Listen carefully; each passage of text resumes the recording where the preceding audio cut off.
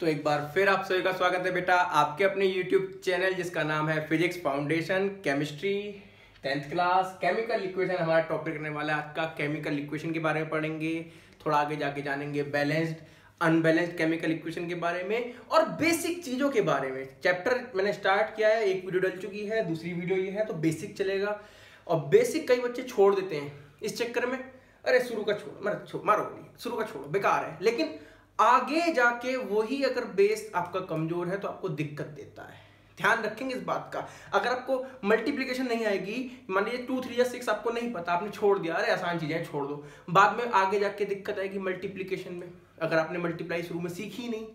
तो ये बेहद जरूरी वीडियो है, मैं फिर से कहूंगा आप लोगों को। उम्मीद है आप लोग इसको देखेंगे, अच्छे से देखेंगे और समझेंगे। केमिकल इक्वेशन की बात करता हूं, उससे पहले मैं बात करता हूं आप लोगों से, आप लोगों की कुछ पर्सनल बातें। चैट वगैरह कर रहे हैं, मम्मी आई, अरे मोबाइल छोड़। चैट जो बच्चे करते हैं जल्दबाजी में होते हैं, रात को गुड नाइट बोलना है अपने फ्रेंड को, तो गुड नाइट नहीं लिखते। गुड नाइट ना लिख के क्या लिखते हैं, सिर्फ ये लो GN, गुड नाइट, हो गया खत्म। टेक केयर लिखना है, लो जी TC। और भाई ये क्या कर रहे हो तुम? आंसर है आप लोग अपना टाइम बचा रहे हैं, अपना टाइम बचा रहे हैं। इतना कीमती टाइम है ना, पढ़ने में लगाना पड़ेगा, तो चैटिंग कम करनी पड़ेगी, तो लिखना कम है, छोटे छोटे लिख दो। as soon as possible, as soon as possible, खत्म, ऐसे लिख देते हैं बच्चे। तो ये बेसिकली करते क्या है मेरे बच्चों, ये टाइम बचाने के लिए चीजें होती हैं। तो केमिकल इक्वेशन क्या है? किसी भी केमिकल रिएक्शन को लिखने में जो टाइम खर्च होगा उसे बचाने में शॉर्ट हैंड यूज करते हैं। जैसे आपने यहां पे शॉर्ट हैंड यूज किया था, GN लिख दिया था, शॉर्ट हैंड। ये बेसिकली केमिकल इक्वेशन क्या होती है, ये शॉर्ट हैंड रिप्रेजेंटेशन होती है। What is it? It is the short hand representation. Short hand मतलब छोटा छोटा लिख दिया, काम खत्म जल्दबाजी में। Short hand representation. किसकी रिप्रेजेंटेशन करते हो बेटा आप? ये किसी भी केमिकल रिएक्शन की, ऑफ अ केमिकल रिएक्शन, किसी भी केमिकल रिएक्शन की शॉर्ट हैंड रिप्रेजेंटेशन, जिसमें किसको यूज करते हो मेरे बच्चों? आप यूज करते हो उनके सिंबल को, यूजिंग द सिंबल। किनके सिंबल? जो भी सब्सटेंस रिएक्शन में आए हैं, जो भी सब्सटेंस रिएक्शन में आए हैं, यूजिंग सिंबल्स एंड मॉलिक्यूल्स या एटम्स कह सकते हो, मॉलिक्यूलर फॉर्मूला कह सकते हो, using symbol and formula of substances, formula of substances. किन सब्सटेंसेस का? जो इन्वॉल्व है, substances involve in the reaction, involve in the reaction. इसको बोलते हैं मेरे बच्चों chemical equation. What is chemical equation? It is the short hand representation of chemical reaction. अगर आप इतना लिख देंगे कि ये शॉर्ट हैंड रिप्रेजेंटेशन होती है किसी भी केमिकल रिएक्शन की, किसी भी केमिकल रिएक्शन की शॉर्ट हैंड रिप्रेजेंटेशन को हम क्या बोलते हैं मेरे बच्चों? केमिकल इक्वेशन बोलते हैं। यूज क्या करते हैं इसमें हम लोग? सिंबल और फॉर्मूला। किनका? वो सब्सटेंस जो यूज हुए हैं, वो सब्सटेंस जो यूज हुए हैं। फॉर एग्जाम्पल अगर मैं आपसे बात करता हूं, हमारे पास एक केमिकल रिएक्शन है, हम उसे कैसे लिखते हैं? अगर हमारे पास शॉर्ट हैंड ना होती, यानी कि ये रिप्रेजेंटेशन ना होती, शॉर्ट हैंड रिप्रेजेंटेशन अगर हमारे पास नहीं होती, तो हम किसी केमिकल रिएक्शन को कैसे लिख रहे हैं? मान लीजिए ऐसे हुआ था, हमने केमिकल रिएक्शन देखी थी, क्या देखी थी कि जो पोटेशियम नाइट्रेट है, पोटेशियम नाइट्रेट, पोटेशियम नाइट्रेट, ध्यान रखना मैं बोल रहा हूं पोटेशियम, ये टी-शर्ट बढ़िया है इसी से डस्टर का काम भी हो जाता है। पोटेशियम नाइट्रेट जो है वो जब गर्म करते हैं तो मेरे बच्चों टूट जाता है। पोटेशियम नाइट्रेट को जब गर्म करते हैं, पोटेशियम नाइट्रेट इज हीटेड, क्या हो जाता है? ये टूट जाता है 2 पार्ट में। एक बनता है पोटेशियम नाइट्राइट, पोटेशियम नाइट्राइट, देखो ये नाइट्रेट है, वो नाइट्राइट है, किसमें टूट जाता है? Potassium nitrite. यानी कि क्या देता है हमको फिर? इट गिव्स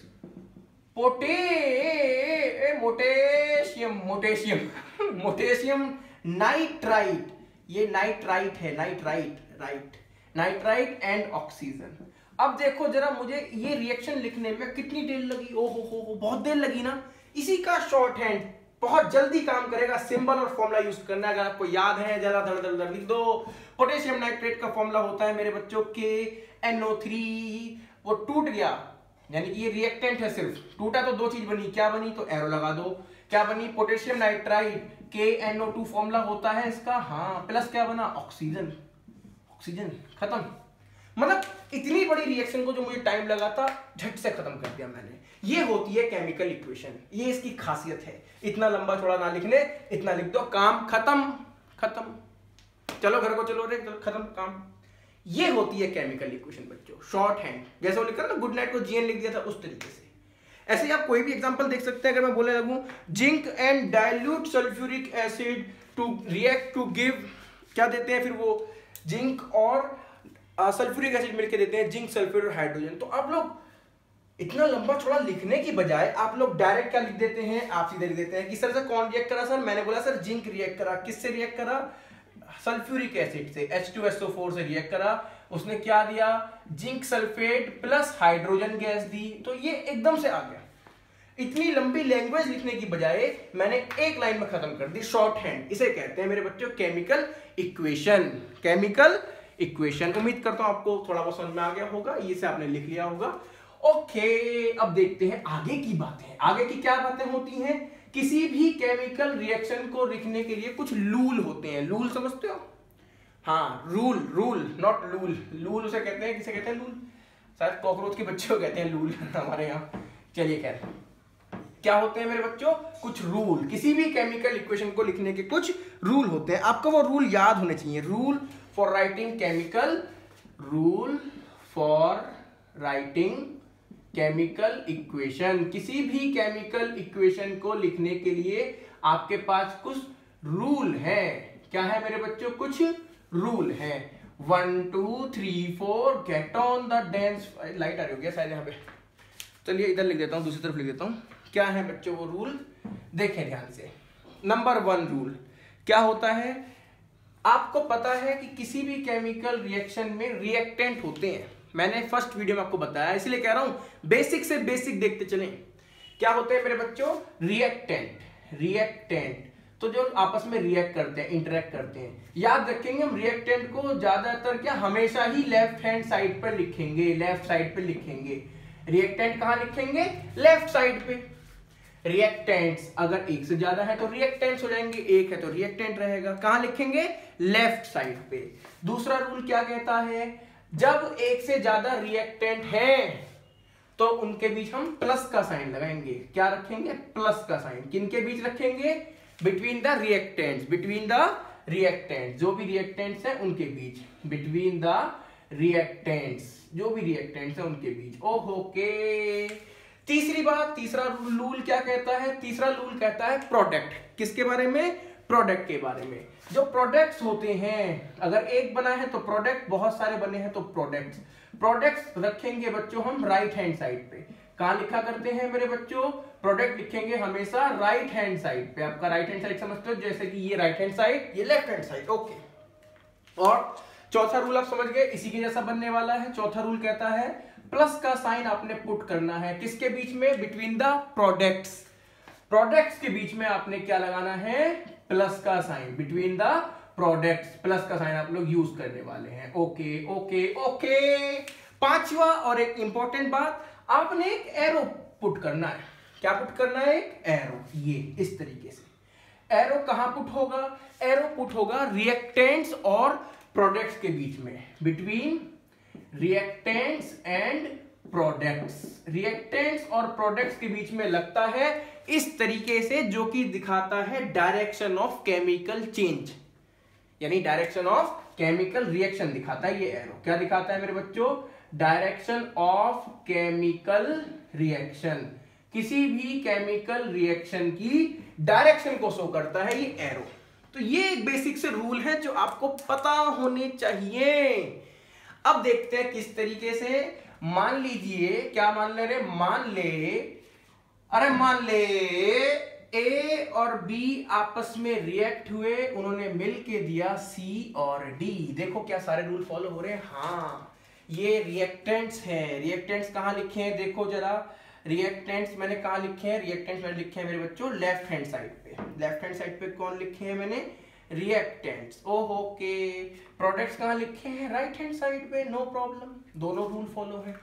प्लस आ रहा है कि रिएक्टेंट्स के बीच, हाँ ए और बी आपस में रिएक्ट हुए तो प्लस आ गया, दूसरा रूल भी काम कर लिया, तीसरा भी काम हो गया, प्रोडक्ट्स आ गए। प्लस आ रहा है, हाँ चौथा रूल, पांचवा रूल देखो, direction of chemical change, reactants और प्रोडक्ट, ये रिएक्टेंट्स है, ये प्रोडक्ट्स हैं, उनके बीच में एरो लग गया। ये किसी भी केमिकल इक्वेशन को लिखने का बेटा बेसिक से बेसिक रूल है, आपको ये पांचों रूल पता होने चाहिए, तब आप किसी भी केमिकल इक्वेशन को लिख पाओगे। पहले तो लिखना ही जरूरी है, इसके बाद हम आगे की बात करने वाले हैं धीरे धीरे। अब हम बात करने वाले हैं मेरे बच्चों, केमिकल इक्वेशन दो टाइप की होती है बेसिकली, एक होती है बैलेंस्ड, एक होती है अनबैलेंस्ड। हाँ वो भी होती है जो तुम सोच रहे हो, तुम्हारे मन में जो आए हैं ख्यालात, वो बिल्कुल ठीक है, उसकी बात हम बाद में करेंगे। बाद में करेंगे किसकी बात? हाँ, जो तुम सोच रहे हो, डिकम्पोजिशन, हाँ, कॉम्बिनेशन, डिस्प्लेसमेंट, डबल, वो सब बाद में करेंगे, रिडॉक्स, वो जो सब भी बातें हैं।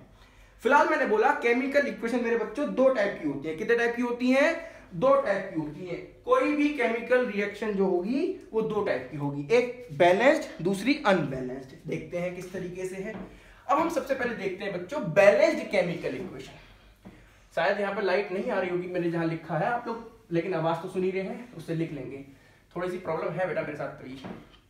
चलिए, क्या मैं बोला बेटा? Balanced chemical equation. परखुरदार, क्या होती है ये बैलेंस्ड केमिकल इक्वेशन? अरे भाई साहब कुछ नहीं होती, मैं कह रहा हूं कुछ नहीं है। बैलेंस्ड केमिकल इक्वेशन कुछ नहीं है, ये सिर्फ ये कहती है कि कोई भी केमिकल रिएक्शन जिसमें एटम, कौन? एटम, जो अकेले इंडिविजुअली पार्ट लेता है किसी भी केमिकल रिएक्शन में, ऐसी केमिकल इक्वेशन जिसमें एटम, दोनों साइड जो भी एटम है, हर एक एलिमेंट के एटम बराबर होते हैं, ये कहता है balanced chemical equation. Equation in which atom of each element, equation in which atom of each element is equal in both side. लिख सकते हैं आप, चाहे तो ना लिखें, लिख लीजिए। चलिए, एन इक्वेशन इन विच क्या होता है उसमें, इन विच एटम ऑफ ईच एलिमेंट, ध्यान रखना हर एक element, atom of each element is equal in both side, दोनों साइड में। दोनों साइड कौन सी थी याद करो, एक लेफ्ट हैंड साइड, एक राइट हैंड साइड। हाँ, एक रिएक्टेंट साइड, एक product side. An equation in which atom of each element are equal, R आएगा ना, atom side, are equal in both sides। इसे क्या बोलते हैं बच्चों? Balanced chemical equation is known as balanced chemical, या is called balanced chemical equation. Okay, example देख लें। एक एग्जाम्पल, बहुत सिंपल सा एग्जाम्पल आप लोग देख लेंगे बच्चों। क्या देखेंगे? एग्जाम्पल देख लो। मान लीजिए Zn प्लस H2SO4, जो अभी इक्वेशन लिखी थी उसी को लिख रहे हैं, एरो लग गया, यानी कि रिएक्टेंट है, उधर प्रोडक्ट जाने वाला है, प्लस साइन आ गया दोनों के बीच में, कोई दिक्कत वाली बात नहीं है। वहां क्या बनने वाला है मेरे बच्चों? वहां बना ZnSO4 प्लस H2। ओके। अब आप देखेंगे लेफ्ट हैंड साइड जिसे हम बोलते हैं रिएक्टेंट साइड, ये आपकी बची राइट हैंड साइड जिसे हम बोलते हैं प्रोडक्ट साइड। प्रोडक्ट के बीच में प्लस आ रहा है, रिएक्टेंट के बीच में प्लस आता है, एरो लग रहा है, बिल्कुल सब बातें बिल्कुल ठीक है। ओके। अब आप देखो कौन कौन से एलिमेंट हैं, क्या देखना है हमको? Atoms of each element. पहले आप देखो कितने एलिमेंट हैं और उसके फिर देखेंगे एटम। ओके। एलिमेंट क्या है? जिंक है, तो यहां लिख लेते हैं पहले एलिमेंट। कौन से एलिमेंट? जिंक है, हाँ जी जिंक है। उसके बाद कौन है? हाइड्रोजन दिखा, लिख दो हाइड्रोजन। और कौन दिखा? सल्फर दिखा, लिख दो सल्फर। ऑक्सीजन भी नजर आ रहा है, ऑक्सीजन भी लिख दो। फिर क्या साइड बची? एक लेफ्ट हैंड साइड है जिसे हम बोलेंगे रिएक्टेंट साइड, आप लिख सकते हो रिएक्टेंट साइड। एक हम लिख देंगे राइट हैंड साइड, आप लिख सकते हो क्या भला? Product side, no problem.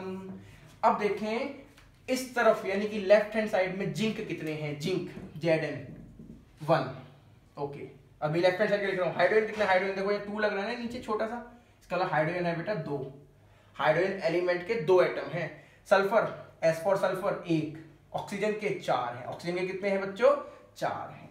मैं फिर से कह रहा हूं, अगर आपको ये फॉर्मूले वगैरह बनाने नहीं आते हैं तो एक वीडियो मैंने चैनल पर डाली हुई है, how to make chemical formula, या फिर एक 9th क्लास की वीडियो है केमिस्ट्री की, बहुत जबरदस्त वीडियो है, बेसिक फंडामेंटल है केमिस्ट्री की ट्रिक्स। ये हुआ बेटा लेफ्ट हैंड साइड पे हर एक एलिमेंट के atom, atoms of each element, हर एक एलिमेंट के। अब देखते हैं राइट हैंड साइड पे। ओके। Zn कितने हैं रे? 1। फिर कौन है? देखो हाइड्रोजन, पहले मैं हाइड्रोजन लिखता हूँ। हाइड्रोजन कितने हैं इधर? ये 2। हाइड्रोजन 2। फिर सल्फर देखो, सल्फर 1 है, हाँ। ऑक्सीजन देखो, अरे 4 है, सारे बराबर आ गए, हाँ। देखो एटम्स ऑफ ईच एलिमेंट, हर एक के बराबर होने चाहिए, हर एक के, ऐसा नहीं कि 3 के बराबर है, 1 का नहीं है ना। अगर हर एक के एटम बराबर हैं, हर एक एलिमेंट के एटम बराबर हैं, हर एक एलिमेंट के एटम बराबर हैं, तब आप कहोगे कि हाँ ठीक बात, ये एक बैलेंस्ड केमिकल इक्वेशन है। It is balanced, it is balanced, खत्म। ये होती है मेरे बच्चों बैलेंस्ड केमिकल इक्वेशन। ऐसे ही क्या होती है दूसरी मेरे बच्चों आपकी बनने वाली है अनबैलेंस्ड। कौन सी बैलेंस्ड? अनबैलेंस्ड, यानी कि वहां पे बैलेंसिंग नहीं होगी। बैलेंसिंग नहीं होने का मतलब क्या वहां पे इक्वल होंगे? आंसर है नहीं होंगे। आर नॉट इक्वल, इक्वल नहीं होते, उसे बोलते हैं कैसी? Unbalanced chemical equation. उसे क्या बोलेंगे मेरे बच्चों? Unbalanced chemical equation. Unbalanced chemical equation. कौन सी इक्वेशन? जिसमें दोनों साइड के हर एक एलिमेंट के एटम बराबर नहीं आएंगे। हो सकता है 3 के बराबर हो, 2 के बराबर, लेकिन हर एक के बराबर नहीं आएंगे। उसे क्या बोलते हैं मेरे बच्चों? Unbalanced chemical equation. Chemical reaction या chemical equation in which the atoms of each element are not equal, हर एक के इक्वल नहीं होते। एग्जाम्पल देख लीजिए, बहुत सिंपल सा एग्जाम्पल आप लोगों ने पढ़ के आए होंगे कि हाइड्रोजन और ऑक्सीजन मिलके क्या बनाते हैं? हाँ, वाटर बन गया, वाटर। क्या है भैया? इधर 2 एलिमेंट है, उधर भी 2 एलिमेंट है, बना देते हैं। क्या लिखना है? सबसे पहले हमने एलिमेंट क्या क्या है, यहाँ देखें, हाइड्रोजन है और कौन है? ऑक्सीजन है। एक बार लेफ्ट हैंड साइड का देखेंगे, एक बार राइट हैंड साइड का देखेंगे क्या ये बैलेंस है, क्या ये अनबैलेंस है। ओके, हाइड्रोजन देखें बेटा, लेफ्ट हैंड साइड में कितने हैं? 2। यहाँ पे इसे कहते हैं सबस्क्रिप्ट, इसे कहते हैं सबस्क्रिप्ट। कितने हैं हाइड्रोजन? 2। ऑक्सीजन कितने हैं इसमें? देखो लेफ्ट हैंड साइड, अभी लेफ्ट हैंड साइड लिख रहे हैं 2। ओके, राइट हैंड साइड पे देखो हाइड्रोजन कितने हैं? हाइड्रोजन ये सबस्क्रिप्ट में लिखा है, ये इसका मतलब इसके हैं ये 2। ऑक्सीजन कितने हैं? कुछ नहीं है, यहाँ पे इसका मतलब 1 है, 1। अब देखो, ऑल्दो हाइड्रोजन के एटम दोनों तरफ इक्वल हैं, लेकिन ईच एलिमेंट के इक्वल होने चाहिए थे। हर एक एलिमेंट के, क्या हर एक के इक्वल है? इसके तो है, लेकिन इसके इक्वल नहीं है। जब इसके इक्वल नहीं है तो मेरे बच्चों ये है अनबैलेंस्ड केमिकल इक्वेशन। कैसी इक्वेशन है ये? अनबैलेंस्ड, ये बैलेंस नहीं है। कभी भी हम लोग जब केमिस्ट्री में काम करेंगे, आप लोग ध्यान रखना, हम कभी भी अनबैलेंस्ड केमिकल इक्वेशन को नहीं लिखने वाले। हमको कभी भी लिखना होता है किसी केमिकल इक्वेशन को, तो ध्यान रखेंगे, we never write any unbalanced chemical equation. कभी भी नहीं लिखेंगे। क्यों नहीं लिखते? क्योंकि ये अगर हमने अनबैलेंस्ड केमिकल इक्वेशन लिख दी तो ये आपके केमिस्ट्री के फंडामेंटल लॉ क्या होता है केमिस्ट्री का? Fundamental law of conservation of mass. Fundamental law of conservation of mass, ये इसका ओबे नहीं करता, इसको वायलेट कर देता है। यानी कि केमिकल इक्वेशन में, किसी भी केमिकल इक्वेशन में law of conservation of mass valid होना चाहिए।